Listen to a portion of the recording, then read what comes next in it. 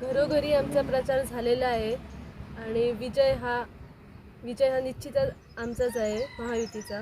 जरी असला तरी आम्हाला पहिल्या दिवसापासूनच आज शेवटचा दिवस असला तरी सगळे जोमाने काम करत आहेत. आज आम्ही भाजपचे पदाधिकारी म्हणा, शिवसेनेचे पदाधिकारी म्हणा, सगळे एकत्र येऊन इथे काम करत आहोत. आज शेवटचा दिवस असला तरी पहिल्या दिवसापासूनची जी स्फूर्ती आम्ही प्रचारामध्ये उतरलो होतो, जे उमेदवार आमचे निवडून येणार याच्यासाठी आमची एक ताकद होती, त्याच ताकदीने आज आम्ही पूर्णपणे या ग्राउंड फील्डवर उतरलेलो आहोत.